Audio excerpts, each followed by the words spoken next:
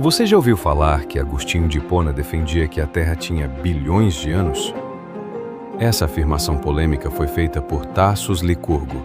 Mas, será que é verdade? Vamos ver o que ele disse sobre isso.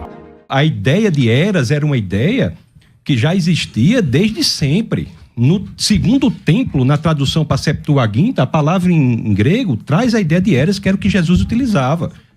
Agostinho, o maior teólogo que já existiu, o autor do melhor livro escrito em cristianismo, fora os inspirados, a minha opinião, que foi Confissões, já defendia eras. A ideia de eras está desde o início. Agostinho defendia eras, o maior teólogo. Tassos Licurgo mencionou que Agostinho defendia que os dias da criação poderiam ser interpretados como eras. Mas será que isso significa que Agostinho acreditava em uma Terra com bilhões de anos? Vamos ver o que ele realmente disse sobre a idade do mundo.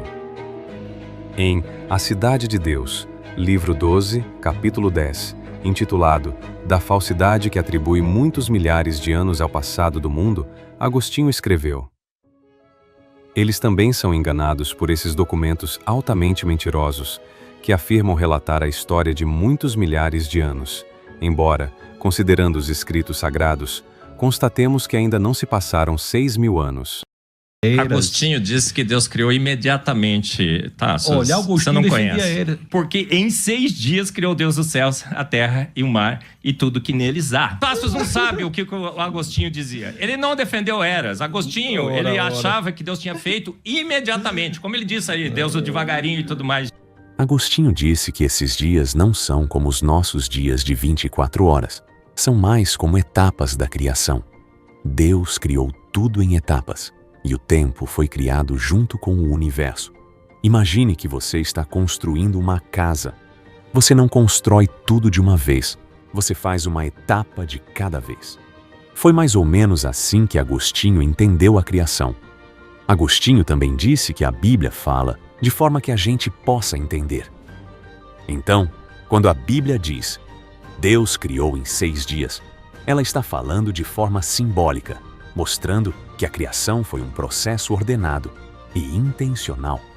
Agostinho não está falando de eras, no sentido de milhões de anos, nem de dias literais de 24 horas.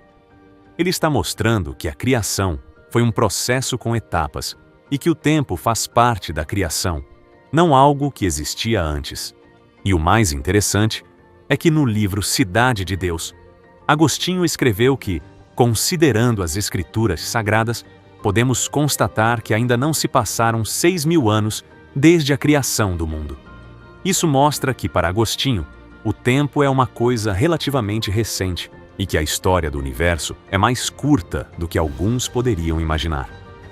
Essa ideia está registrada no livro Confissões, livro 11, capítulos 12 e 13, e também em O Sentido Literal do Gênesis, onde Agostinho explora a natureza do tempo e da criação de forma profunda e interessante.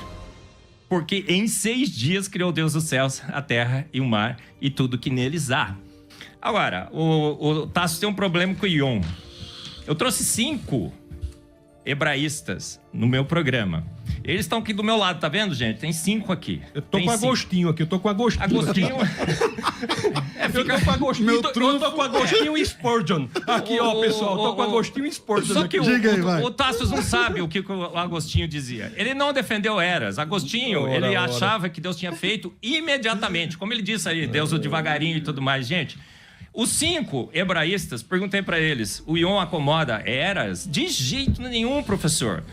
Vejamos algo interessante.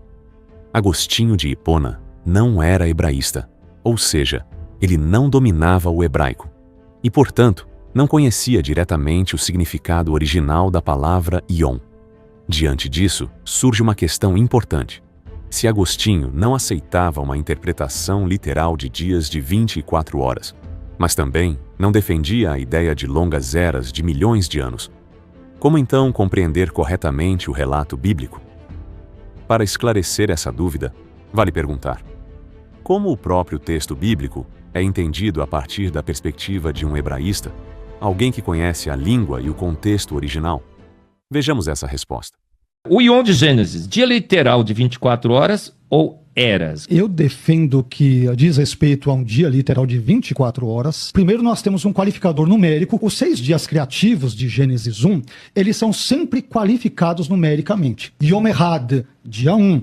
Yom Sheni, dia 2º, Yom Shelishi, dia 3º, Yom Revi, dia 4º, Yom Hamishi, dia 5º e o 6º, Yom Hashishi, o dia 6º. Você não tem como chegar a nenhuma outra conclusão, a não ser que sejam dias literais de 24 horas. Me permitam usar um exemplo simples. Se eu chegar para qualquer pessoa e disser o seguinte: eu tirei agora algumas semanas de férias, e em uma destas semanas, no primeiro dia eu fui ao clube, no segundo dia eu fui à casa dos meus parentes, no terceiro dia eu fui dar uma volta no parque. Quem é que vai entender? Foi num período indefinido de tempo, foi num dia de 24 horas. Segundo argumento, envolve o qualificador temporal. Sempre que cada um dos 6 dias criativos de Gênesis 1, porque será referendado o 7º dia a partir da mudança do capítulo 1 para o capítulo 2, sempre aparece a expressão Vayhi Erev, Vayhi Voker. E houve tarde e houve manhã. Vayhi Erev, Vayhi Voker. E houve tarde, houve manhã. Dia 1. Vayhi Erev, Vayhi Voker. E houve tarde, houve manhã. Dia 2. E assim por diante. Ora, qualquer pessoa sabe que a referência ao entardecer e ao dia aponta para um período transcorrido definido, portanto, de 24 horas. Moisés, se ele quisesse se referir a um período indefinido de tempo, ele poderia usar uma palavrinha, que é a palavra olam. Olam pode se referir à eternidade, para sempre, e pode se referir a um período extenso e indefinido. É muito tempo. Não sei. Então aí caberia eras. Sim. A questão é, o termo olam aparece 13 vezes em Gênesis. Se Moisés quisesse ter usado olam, foram 6 períodos indefinidos de tempo, ele, em vez de dizer lá Yom Ehad, ele teria dito lá, por exemplo, Olam Ehad, Olam Sheni, Olam Shelishi, um primeiro período indefinido de tempo, um segundo período indefinido de tempo, um terceiro período indefinido de tempo. Ele não usou isso, ele definiu categoricamente, claramente, cada um dos dias criativos como sendo dias de 24 horas. O quarto argumento envolve o testemunho de Êxodo 20:11. Em Êxodo 20:11 nós vemos lá, porque em 6 dias, o hebraico diz Sheshet Yamim, 6 dias. Não tem como tergiversar, como alegorizar e tudo, porque em 6 dias fez o Senhor os céus e a terra, o mar e tudo o que neles há. E no 7º dia, o hebraico vai trazer Yom HaShevi'i, Deus descansou, cessou da sua obra. Então, diante dessas, eu dei brevemente 4 razões, né?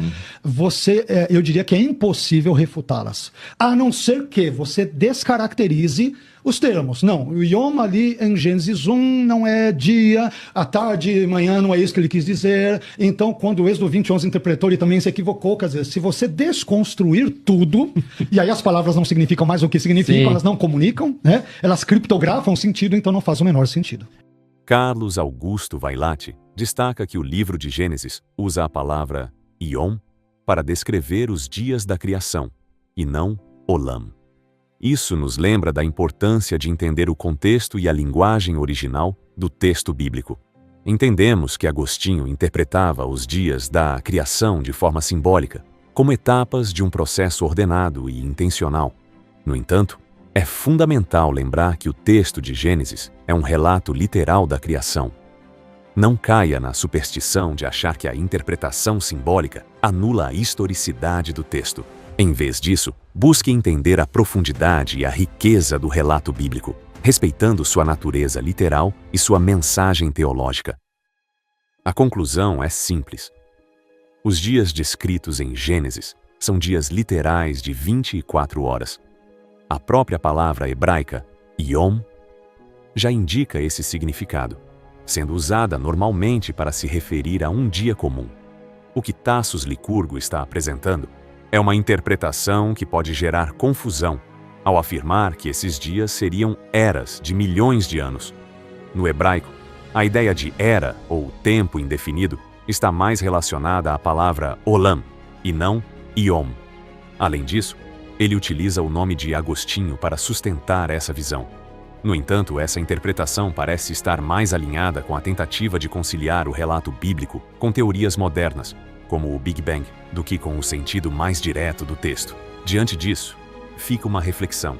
Você prefere aceitar o relato bíblico como dias literais ou interpretá-lo como períodos de milhões de anos?